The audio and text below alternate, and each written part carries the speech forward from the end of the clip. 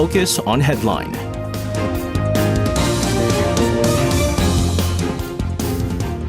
And let's take a look at what major issues are making the headlines today on Focus on Headline. For this, joining us in the studio today, we have our reporters in Yoon Suk Yeol and Kim Min-ji. Guys, welcome back. Good evening. Good evening to you guys. We're going to start things off here on the Korean Peninsula, as we usually do kick things off. A major joint military exercise that happens on an annual basis between South Korea and the United States is going to take place once again. We're talking about the Ulchi Freedom Shield drills. Set to begin, and this year they included a significant new element, a government-level simulation of a North Korean nuclear attack. What does this all mean? Does this mean that the threat is now more real than ever? We'll get more on this. Min-ji, you're going to start us off. Tell us more about the upcoming joint military drills.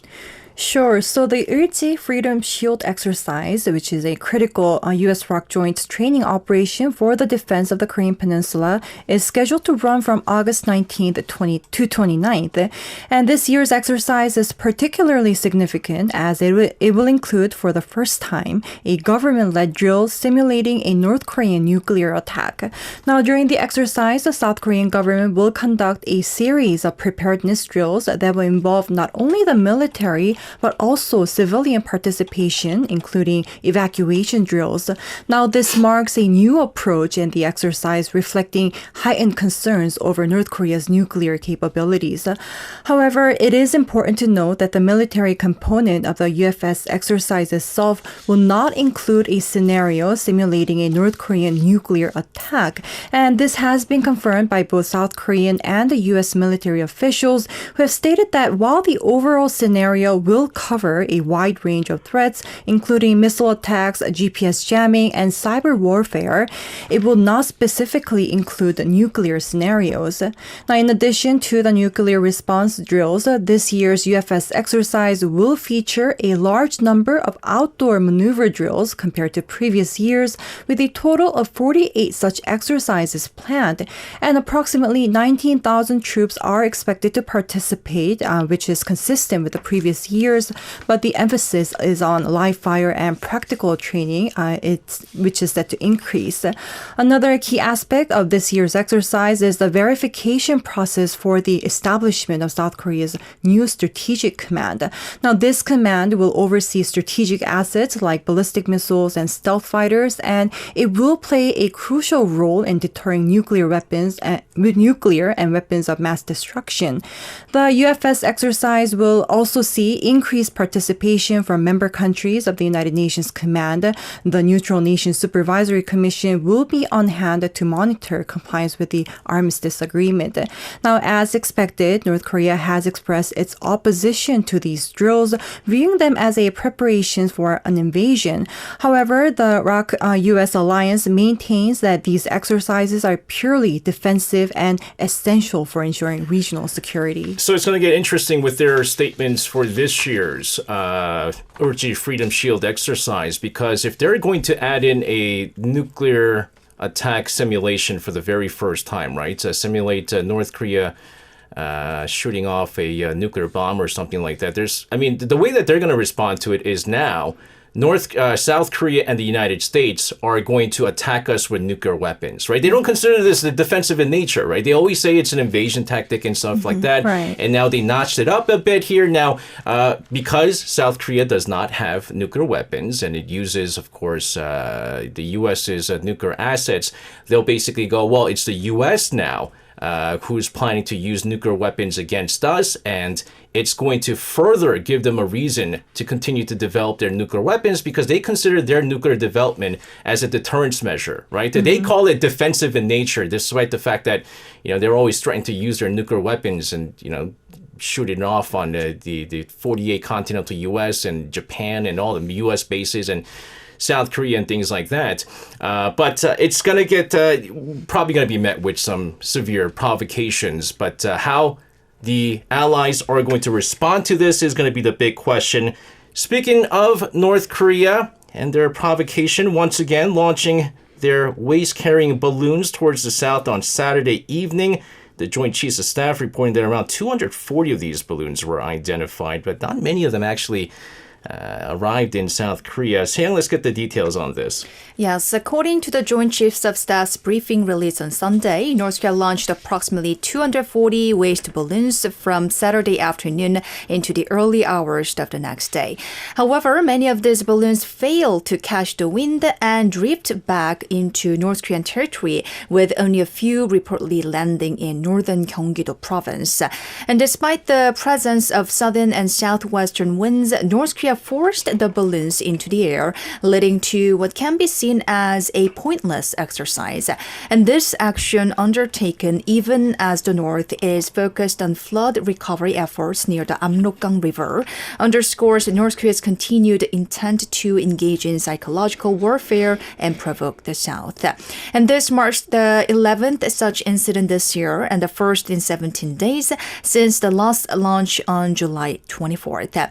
And as with previous cases, the balloons were filled with waste materials such as plastic bottles, and fortunately there were no hazardous substances detected. So the weird thing with all this is that it is one of those few times where North Korea was provoked first, right? And so some people are actually blaming the activist groups for provoking North Korea because there's been warnings in previous years. It used to be that the government would discourage the activists from sending these anti-Pyongyang leaflets. However, I believe it was last year, towards the end of last year, that the Constitutional Court ruled in favor of the activists, saying that it actually does no danger, it produces no danger, and it's a freedom of speech, and they're allowed to do this, and now the government cannot stop them. It used to be that they'll send police, and so in order to kind of avoid the police, they'll send it off in like 2 a.m. and stuff like that, in the middle of the night sometime.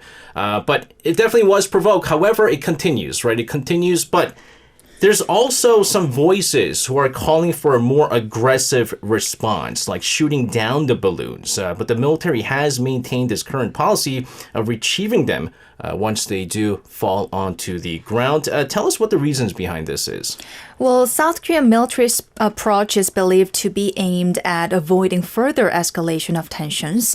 And military officials explain that shooting down the balloons with anti-aircraft guns or other weapons could risk projectiles crossing into North Korean territory, potentially providing a pretext for further provocations.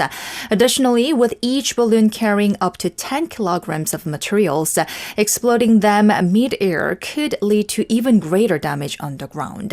But the South Korean military has not remained entirely passive. On July 18th, the military resumed loudspeaker broadcast directed at North Korea using fixed loudspeakers along the western, central, and eastern front line in a relay format. As North Korea continued its balloon launches, the military escalated its response on July 21st by simultaneously activating all fixed loudspeakers along the front line. In response, North Korea has reportedly begun using its own loudspeakers installed along the front lines since July 20th, creating noise to prevent its soldiers and citizens from hearing the South broadcast. Meanwhile, regarding the waste balloons launched over the weekend, 24 reports were filed with the 112 emergency hotline in northern Gyeonggi-do province, and the Gyeonggi Nambu Provincial Police Agency reported that 24 reports were received by Monday, 23 of which were handed over to the military, with one case being a false alarm.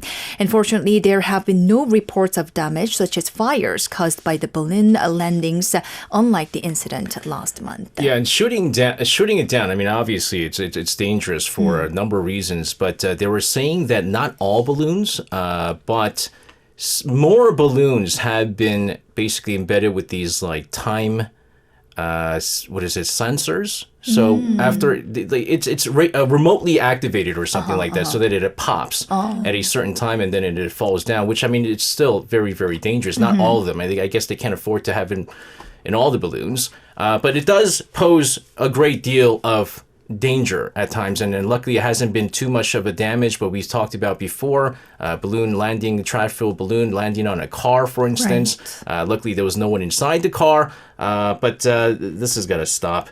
Let's move on here. The long-standing territorial dispute between South Korea and Japan has flared up Once again, it's not surprising, though. The issue centers around the South Korean research vessel conducting survey activities near the Dokdo Islets, a territory that Japan continuously falsely claim as being their own.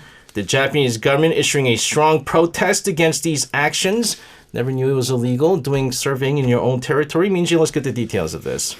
So on August 11th, the Japanese government announced that it had filed a strong protest against South Korea after confirming that a South Korean research vessel, the Haeyang 2000, was conducting maritime survey activities around the Dokdo Islets. Japan falsely claims that these islets as their own territory and stated that the South Korean vessel was operating within what Japan considers its exclusive economic zone.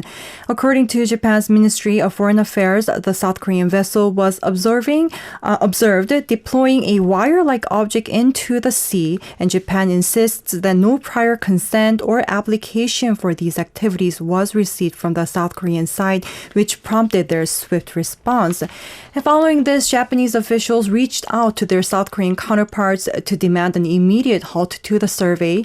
Hiroyuki Namaza, Director General of Japan's Asian and Oceanian Affairs Bureau, contacted Kim Yong-hyun at the South Korean embassy in Tokyo, while Mondo Yamamoto at the Japanese embassy in Seoul launched a similar protest to Kim Sang-hoon of South Korea's Ministry of Foreign Affairs. Now, Japan's government has a history of opposing South Korea's activities around the Dokdo Islets. Just a couple of months ago in June, Japan issued multiple protests over similar maritime surveys conducted by South Korea. However, the South Korean government has firmly rejected Japan's protest, consistently stating that Dokdo is an integral part of South Korea's territory based on historical, geographical, and international law. They have reiterated that they will not accept any of Japan's claim regarding the sovereignty of these islets. It's like bullying, right? It's like bullying. You have something really nice, and a bully comes and goes, I really want that. That's mine. It doesn't make it the bully's. It's still yours, and that's what's happening right now. Interesting enough, there were reports in the past that they found old maps in Japan. I'm talking about in Japan, where it clearly states that Dokdo Island is part of Korean territory. And it is later on when they found out that it was filled with gas and all these natural resources that all of a sudden Japan goes, it's mine. You know, it's bullying. Basically, you have something that I really want, and I could just claim it. It doesn't work that way. We all know that it doesn't work that way. Right. And obviously, that's, if for us, South Koreans, we can go there anytime we want. Right. You know, we have our phones that work in Dokdo Island. There are people who are there's actually people that living live there. There's a person that lives there, right? I mean, there's police there, and I don't understand why they continue to do this. South Korea's new ambassador to Japan, Park Cheol-hee, arrived at Tokyo's Haneda Airport this past Friday. He's pledged to build a resilient relationship between the two nations. Seoul, obviously, despite the historical issues at hand, they do continue to try to improve their bilateral relations. Let's get some more details on this recent trip. Sure. Ambassador Park Cheol-hee, who arrived at Haneda Airport this past Friday to begin his new role, shared his vision in an interview upon his arrival. He emphasized that since President Yoon Suk Yeol took office, the strong trust between the leaders of both countries has ushered in a new era in Seoul-Tokyo relations. He expressed his commitment to creating a steadfast relationship between the two nations, saying that his calling is to create unshakable Korea-Japan relations. However, historical issues and truth that need to be confronted head-on still exist between the two nations. This includes matters such as the maritime survey around Dokdo, which Minji just reported, and the recent controversy over the registration of the Sado mine as a UNESCO World Heritage Site, where the two countries' positions differ significantly. So now, how Ambassador Park approaches these issues will provide clearer insight into the meaning of the mission he has outlined upon his arrival. And next year marks the 60th anniversary of the normalization of diplomatic relations between South Korea and Japan. And Ambassador Park highlighted this as an excellent opportunity to further upgrade bilateral relations and open a new chapter for the future. He plans to push forward with various initiatives that both nations' citizens can tangibly experience. Ambassador Park is a well well-known scholar and expert on Japan who has been deeply involved in shaping the Yoon Suk Yeol administration's policy towards Japan since its early stages. He played a significant role in crafting the South Korea-Japan relations agenda during President Yoon's campaign and served as a special advisor on foreign policy and national security during the presidential transition. Meanwhile, on Monday, President Yoon has nominated Kim Yong-hyun, the head of the Presidential Secretary Service, as the candidate for Minister of National Defense. Shin Won-sik, the current Minister of National Defense, has been appointed as the new Director of National Security, while Chang Ho-jin, the current Director of National Security, has been designated as the newly established Special Advisor for Foreign Affairs and Security. I don't think anyone's going to deny the fact that the bilateral relations between South Korea and Japan has improved a great deal under the Yoon administration. However, if they're going to talk about further improving the relations, the speed bump always has been the historical issues, right? And so unless Japan stops its false territorial claims over Dokdo and, of course, also falsifying their historical textbooks and so forth, big question is whether, what's the limit, right? There's always going to be a limit to this, but hopefully we do find a solution to all this. Let's move on here. South Korea has a new candidate for the position of Prosecutor General. The presidential office announcing on Sunday that Shim Woo-jung, the current Vice Minister of Justice, has been nominated for the top prosecutorial post. Check that. This nomination does come at a critical time, which much of the attention on the direction of the prosecution will take under the new leadership. Minji, let's get more on this. Sure. So on Sunday afternoon, the presidential office officially named Shim Woo-jung, the current Vice Minister of Justice, as the new candidate for Prosecutor General. Now, Shim is recognized for his rational leadership and is highly trusted within the prosecution. Over the last 2 decades, Shim has held a variety of key positions within the prosecution, including Deputy Chief Prosecutor at both the Supreme Prosecutor's Office and the Seoul High Prosecutor's Office. He was appointed Vice Minister of Justice earlier this year. Now, historically, prosecutor generals with a background in special investigations have often clashed with political leaders due to their investigative focus. For instance, former President Moon Jae-in's appointment of Yoon Suk Yeol as Prosecutor General had led to a significant political friction, and similarly, Yoon himself faced conflicts with the current prosecutor Lee Won-suk over investigations involving First Lady Kim Yong-hyun. Now, Shim, who is a senior to the current Prosecutor General by a year in their judicial training class, will now face a confirmation hearing in the National Assembly, and if confirmed, he is set to begin his duties on September 16th, the day after Lee's term's end. Now, his term would run until September 2026, and in addition to the nomination of the Prosecutor General, President Yoon, after returning from his summer vacation, has vetoed all 4 opposition-led broadcasting bills. Now, this is one thing that most people kind of forget is it's interesting.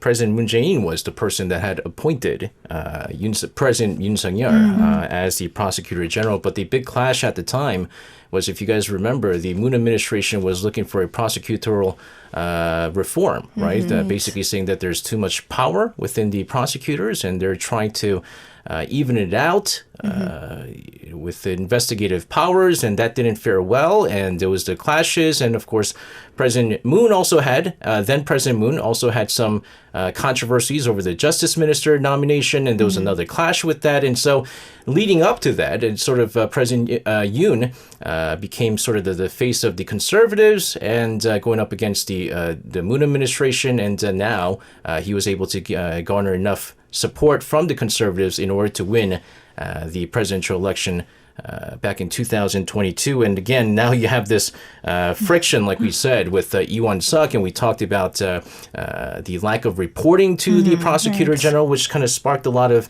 controversies as well.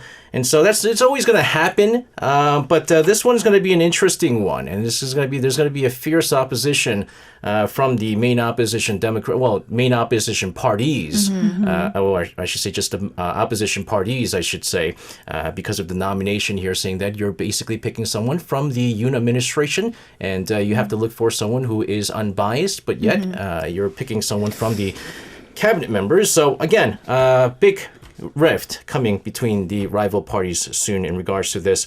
The government has announced a shift towards specialist-centered hospitals, but hospitals struggling with the shortage of doctors are expressing concerns as they may become more reliant on physician assistants, or PAs, as we like to call them. Sam, let's get more on this. Yes, earlier this month, the Ministry of Health and Welfare emphasized the transition to hospitals operated by skilled professionals such as specialists and physician assistants, or PAs, during a briefing on healthcare reform. And the government promised to introduce in-house training and support efficiency improvements within hospitals. However, despite this move towards specialist-centered hospitals, concerns are growing that hospitals facing difficulties in recruiting specialists might increasingly rely on PAs to perform certain medical duties, such as assisting in critical surgeries. And this prospect has raised alarm among all three different interest groups: nurses, doctors, and patient groups as well. First, nurses argue that hospitals and the government are shifting tasks typically reserved for doctors onto PAs without proper legal backing or compensation. They are calling for the establishment of a nursing law to secure the status of PAs. On the other hand, doctors are voicing strong opposition, claiming that this infringes on their professional duties and encourages illegal, unlicensed medical practices. And they accuse the government of misleading the public by labeling nurses as highly skilled professionals. Patient groups have also expressed concerns, highlighting that the experience levels of nurses entering PA roles vary widely, and the lack of a standardized training program could compromise patient safety. So this ongoing debate underscores the complexity and challenges of reforming the healthcare system, and personally, the biggest concern is the inconvenience that patients will experience in the future. It's kind of messed up, accusing the government of misleading the public by labeling nurses as highly skilled.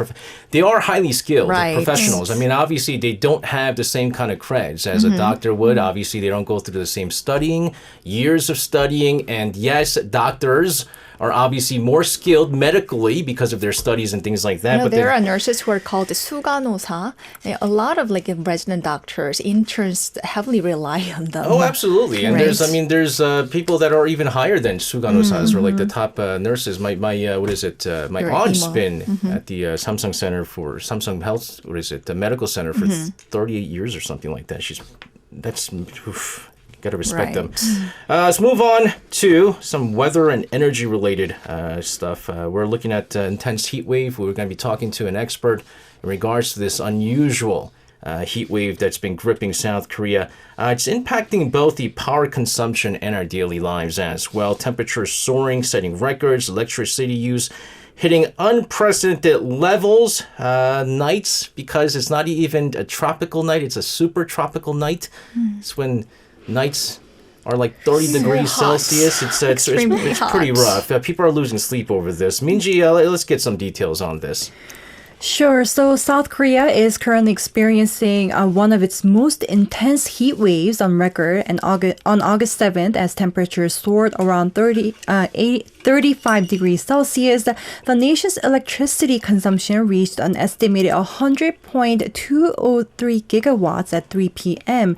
This marks the second consecutive year that power demand has surpassed 100 gigawatts during the peak summer period, solidifying the 100 gigawatt era as the new normal.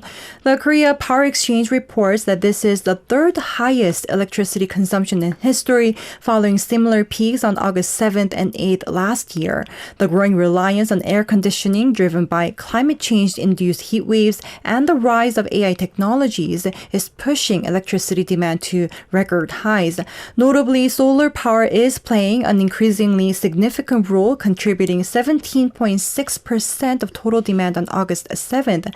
So this surge in solar power, however, is creating new challenges for maintaining a stable power grid. With unpredictable output from renewable sources like solar, the risk of blackout looms if the balance between supply and demand is disrupted. And on the other hand, if solar output drops unexpectedly due to weather changes, there is an immediate need to compensate with other energy sources, which is adding pressure to the system.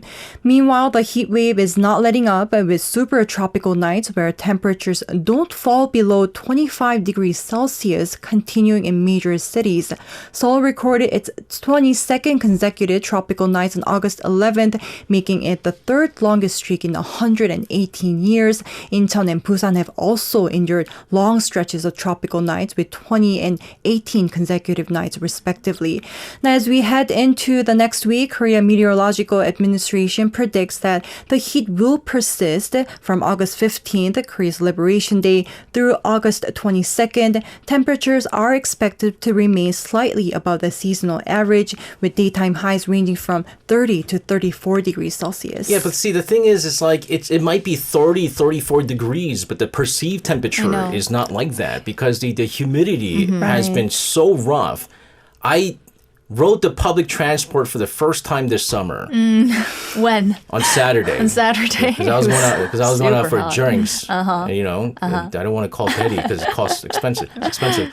And it was way too hot. And this was like around, like, I was going out at like 6 p.m. or something like that. It's still very hot. You could be going to work at like 8 a.m. It's 32 degrees today at 8 a.m. today. That's ridiculous. Gosh. And that's not taking into consideration the humidity level and the perceived temperature far higher. And then there's just a lot of angry people right now. Yes. The humidity level in Daegu, and it recorded like 82% humidity. 82, man. Too high. I mean, I feel bad, but, you know, my in-laws, there's a reason why I don't visit you guys in the summer. Because of the weather. Daegu's rough during the summer. I'll just put it at that. It's bad summers over there.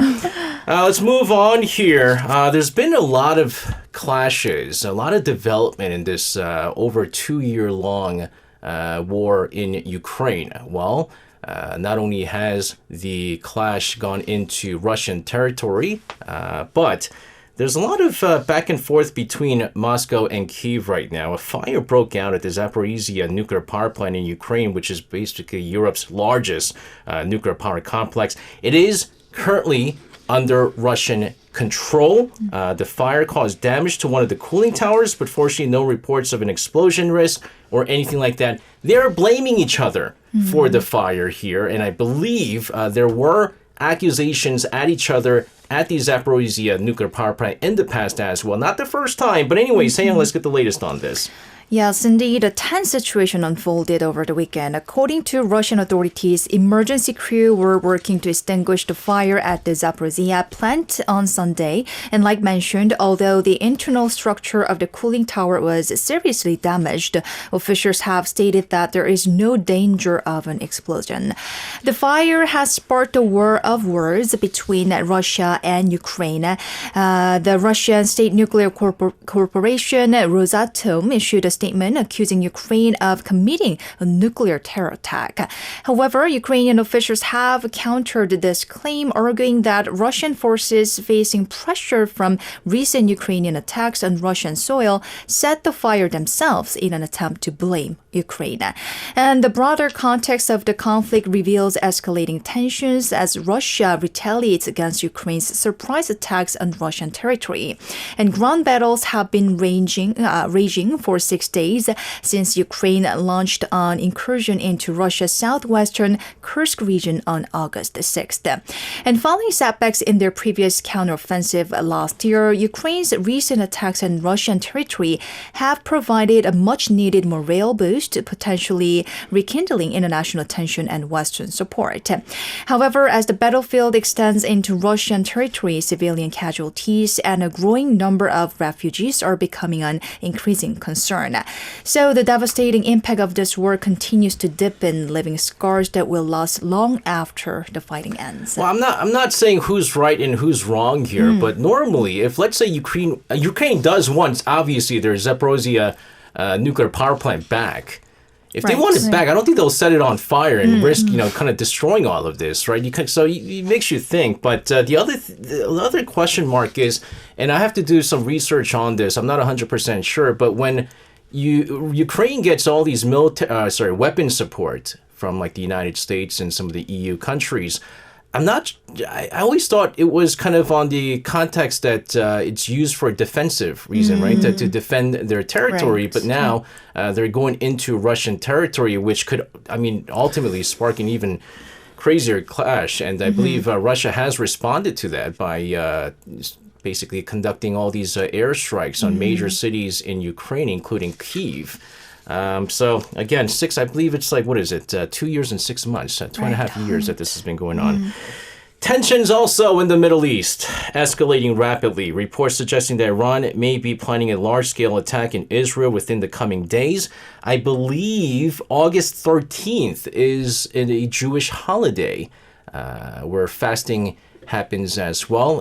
There are some people speculating that maybe a massive attack could happen, marking the Jewish holiday situation, drawing obviously international concern. Both Israel and Iran preparing for a potential further conflict, I should say. Yeah, Minji, let's get more on this. Sure. So the Middle East is on high alert as Israeli intelligence has reportedly assessed that Iran is ready to launch a direct attack on Israel, possibly within the next few days. This marks a significant shift in the region's already volatile situation.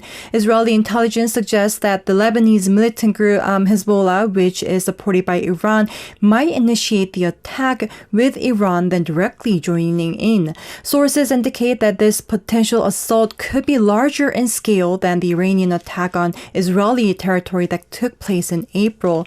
Now, up until last week, Israeli officials believed that Iran was still undecided on the timing and nature of its responses, with international pressures and internal debates potentially delaying or minimizing any retaliatory actions by Iran's supreme leader, Ayatollah Ali Khamenei. However, this assessment seems to have changed. Yeah, so it's interesting because the new Iranian president, right? Like he's far more progressive than some of the other candidates and also the previous late president. And he's kind of leaning towards, reviving the 2015 nuclear deal. Hey, listen, let's try to get our sanctions lifted. Let's kind of work together with the United States and the rest of the world and things like that. But how does the supreme leader feel about what went on as they assassinated a militant group leader in their own territory? That's the big thing, right? It's not. It's one thing to assassinate a militant group leader, but to do it in your own territory, that's the other thing. So obviously a crucial point in this conflict in the Middle East right now, but just how significant is this shift in Israeli intelligence assessment, and could it indicate that a larger scale conflict is more likely now than it was maybe a week ago? It certainly seems that way, SJ. Israeli Defense Minister Yoav Gallant has reportedly discussed the situation with the U.S. Defense Secretary Lloyd Austin, indicating that Iran's military preparations suggest a large-scale attack may be imminent. Gallant issued a stern warning to Iran and Hezbollah, emphasizing that Israel is prepared to respond forcefully if provoked, though he stressed that Israel does not seek a multi-front war. The Israeli Defense Forces, or the IDF, have stated that they are closely monitoring the situation, particularly focusing on Iran and Hezbollah, and have maintained a high state of readiness. However, there has been no change in the guidance provided to the public. There are concerns that if Iran launches a retaliatory strike before the ceasefire negotiations between Israel and Hamas, which is scheduled for August 15th, it could jeopardize the talks. Israeli officials have expressed that this may be the last chance for a ceasefire agreement, but with Hamas already declaring its refusal to participate, the prospects of these negotiations look bleak. The ceasefire agreement's not going to take place. I mean, they just killed one of their political leaders. It can't happen, right? And they're already saying that they're going to go after Yahya Sinwar, which, Israel actually does have a very good reason to, considering the fact that Yahya Sinwar, I believe, is largely considered as the person who was the mastermind to the October 7th attack. But yeah, I mean that ceasefire. I mean they've been always saying they're close to an agreement, and that nothing happened. Now even more so, it's not going to happen because the reason why there's an escalation in the tensions is because the assassination of their political leader, and so I can't imagine, unfortunately, a situation where there isn't going to be an escalation. Let's round things out here. A few weeks of just joy because at least we could end on a lighter note to talk about medals that Koreans won after talking about all this stuff. But the 2024 Paris Summer Olympic Games have come to an end. It had its ups and downs. It had its controversies of hosting the Olympics, but nevertheless, it was significant in that it was like 100 years, right, since Paris last hosted the Olympics. And now the torch is now passed down over to the U.S. city of Los Angeles, where I believe they're planning to do like a no-car Olympics or something in Los Angeles. Is it impossible? Closing ceremony, obviously getting a lot of attention thanks to Mr. Tom Cruise. Sam, let's round things out here. Sure. The Paris Olympics officially concluded on Sunday local time with a closing ceremony at the Stade de France in Saint-Denis near Paris. And over the course of 17 days, more than 10,500 athletes from 205 national Olympic committees, along with the IOC's refugee team, competed fiercely across 32 sports, vying for a total of 329 medals. In this Olympic Games, the United States maintained its position as the top medal winner for the fourth consecutive Summer Olympics. Meanwhile, Team South Korea achieved remarkable success with the minimal number of participants, proudly concluding the Paris Olympics with 13 gold, 9 silver, and 10 bronze medals, placing 8th in the overall medal standing. And more detailed coverage will follow shortly in our sports news segment. So the summer has been exceptionally hot, but thanks to the athletes, we were able to endure the tropical nights. And now Korean athletes and other participants from all over the world will meet again in Los Angeles, California 4 years later. Yeah, we got also a without lot of cars. They got the whole. They're basically making all the athletes take the subways and things like that. I'm not sure how that's going to work out. So if you want to, we still have 4 more years. So we can think about it more. Yeah, I don't know why. Because they try to do like a Green Olympics, environmentally friendly, and then everyone just left the Olympic Village, and everyone got their own buses and stuff like that. So goodness. All right, guys, thank you very much for joining us for your reports. Have a safe one, stay cool, and we'll see you again next time. Thank you. You can listen to Korea Now with me, SJ Lee, by downloading the Arirang Radio application or tune in online by visiting www.arirangradio.com. So make sure you tune in Mondays through Fridays, 6 p.m. to 8 p.m. Korea time.